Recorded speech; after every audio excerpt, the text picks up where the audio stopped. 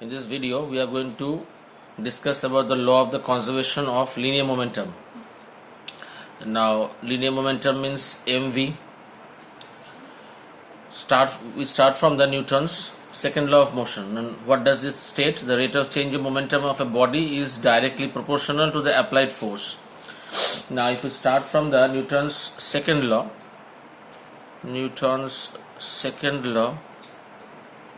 if we write this second law in the form of F external is equal to dp dt, and vectorial form should be like this.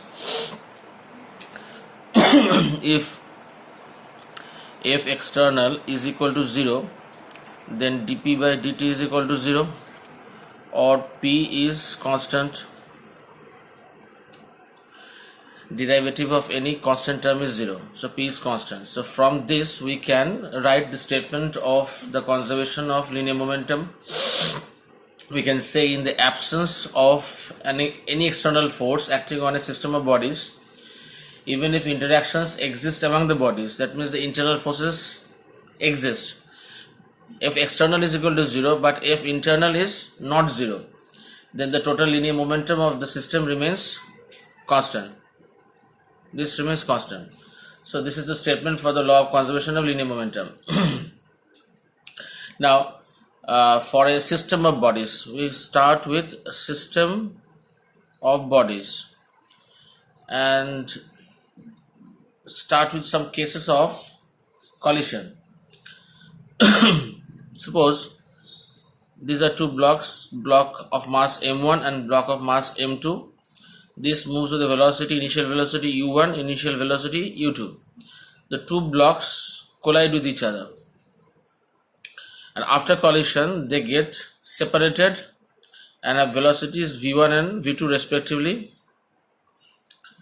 For collision, u1 must be greater than u2, and for separation after collision, v2 must be greater than v1. Now, if we write the conservation of momentum statement or the mathematical formulation, we get it like this: m1 u1 plus m2 u2 is equal to m1 v1 plus m2 v2. Now, this statement states that the total momentum of the two bodies, or rather the system of bodies, before collision is equal to the momentum of the system or of the two bodies after collision. So this part is momentum before collision,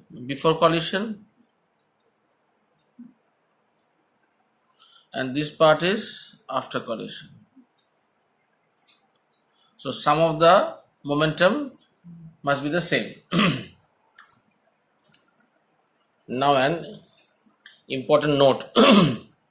In any practical phenomena, this is the term that we have to understand now. In any practical phenomena like collisions, explosions in space, the gravitational force is always present, but the time of event is too small, delta t tends to 0, that any change in momentum in this duration can be neglected. Hence, we can assume that the momentum in this process remains constant in this duration. Now, in this diagram, we have to mention the interactive forces acting on these two bodies. Suppose the force, this is F21, acting on body number 1 by body 2, and F12 is a force acting on 2 by body number 1. So the first letter is the force applied by block 1 on 2, and this is F21, means force applied by block 2 on 1. So we start with the law of conservation from Newton's third law of motion. These are questions asked in the board examinations. Now suppose from third law of motion, we can say that F21 is equal to minus of F12. Action and reaction forces are equal and opposite to that exerted on the second body. Now, if the collision lasts for, this kind of forces can be impulsive forces. This kind of forces can be impulsive forces also. Now if you multiply with t on both sides, we get the impulse. That means t is the time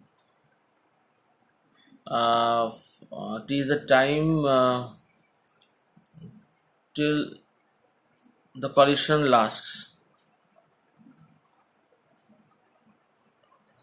Very short duration. So F21 into t means the impulse of the force F21, and F12 into t means impulse of the force F12. Now from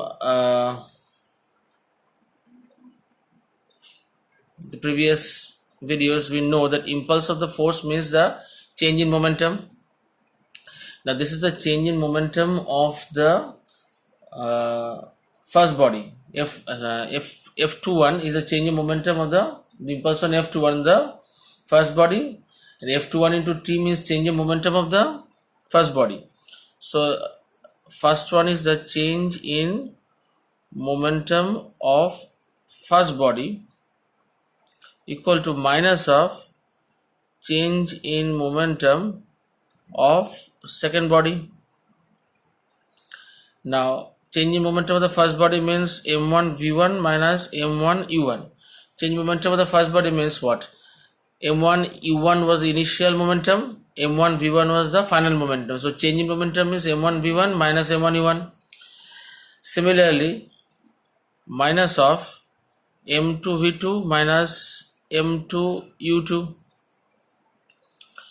m2 v2 plus m2 u2, we transfer the u terms on one side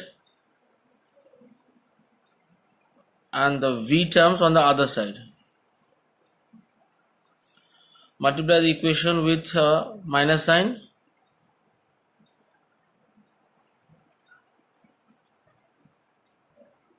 So the statement of the conservation rule comes.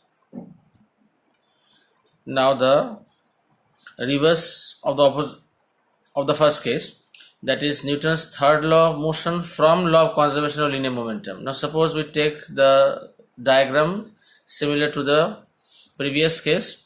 Here we write the momentum in the initial case is P1, that means m1 u1 is equal to P1, m2 u2 is equal to P2, and m1 v1 is equal to P1 dash, and m2 v2 is equal to P2 dash. Now from the law of conservation of momentum theorem, we get P1 plus P2 is equal to P1 dash plus P2 dash. We transfer P1 dash onto the right side and P2 onto the left side. Multiply this equation with a minus sign.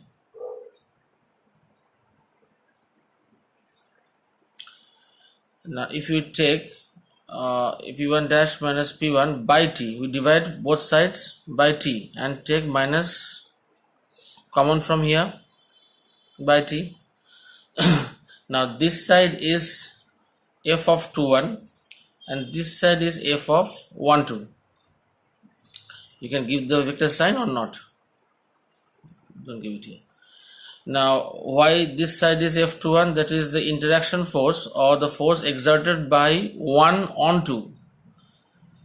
The force exerted by 1 on 2, and this is the force exerted by 2 on 1. So this is a statement of the third law.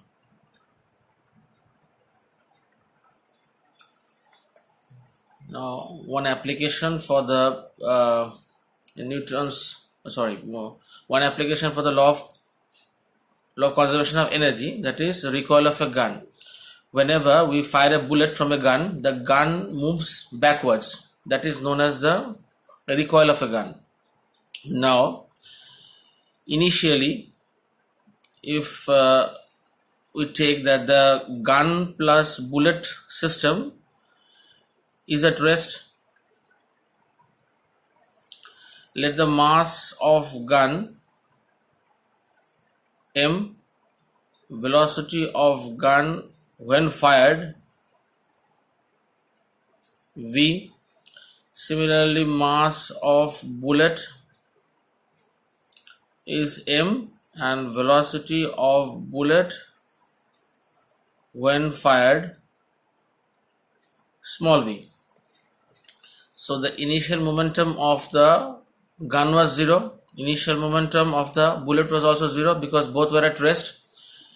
After firing, the momentum of the gun becomes mv and the momentum of the bullet becomes small mv.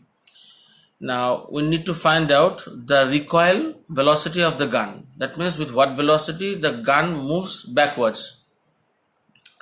So mv is equal to minus mv, v is equal to minus m by m into v. So this is the velocity v, or the recoil velocity. This is the recoil velocity of gun, and the minus sign here states that the gun moves backwards. You can try out this example for the recoil velocity. While firing a bullet of mass 8 grams, the recoil velocity of gun of mass 5 kg becomes 64 centimeters per second. This is in CGS. The bullet penetrates 50 centimeters through the target and stops. Express average resistance on bullet in newtons. Very easy problem. So from the conservation of momentum statement or the expression, we can find out the velocity of the bullet. Now if the velocity of the bullet will come out to be minus 400 meter per second, and after that you apply v square is equal to u square minus 2s. V is 0 because after penetrating 50 centimeters the target and then it stops. So V is 0, capital velocity is 0. Now this V I have to mention it like V1, and this as small v. This was V, initial velocity was V, small v. So V1 is 0 and the S part is 50 centimeters, 50 by 100, and the answer will come out to be, the force will come out to be 1280. And after finding out the acceleration part from here, multiplied with the mass of the bullet of mass 8 grams. So the force will be 1280 newtons. Now a second example, a very important example, very important. A body of mass m moving with velocity v along x-axis collides with another mass m moving with velocity small v along the y-axis. So we first try to draw this first line. This is axis, this is another axis y. This is small m of mass m moving with a velocity small v, and another mass m moving with a velocity v. Now the second part, the masses, the body of mass here, these two collides with each other.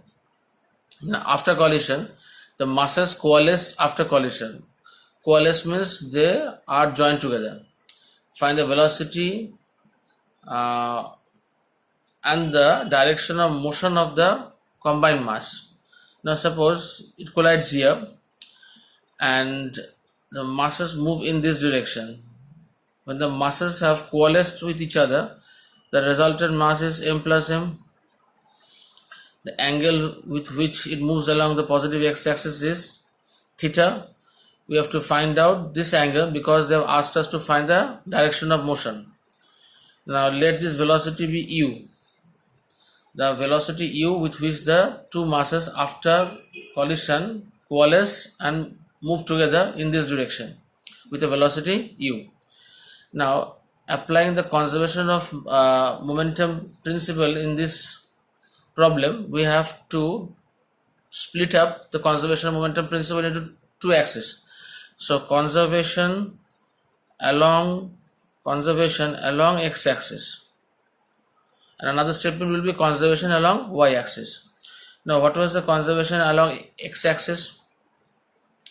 That is, initially this is the x-axis, so initially the momentum of this mass, that is mv. Now this mass has no component along the x-axis initially, so 0.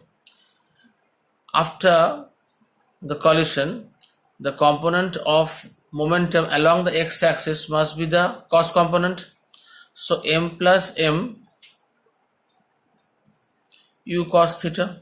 So component of this momentum along the x-axis is m plus m u cos theta.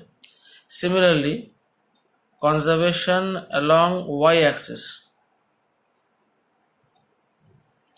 How to write the statement conservation along y-axis? Now this has no component along the y-axis, so 0.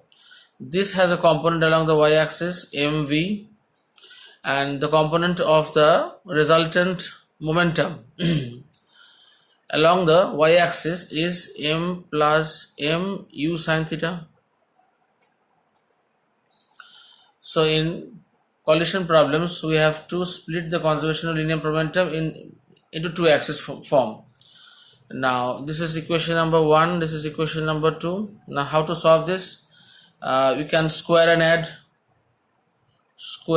and add these two equations, 1 and 2. Now m square v square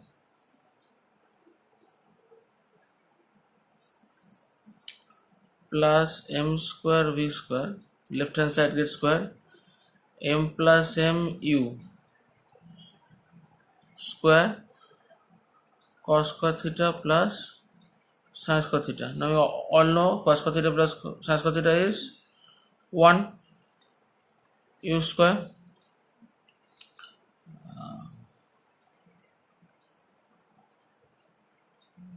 You have to find out the velocity and motion of the combined mass u.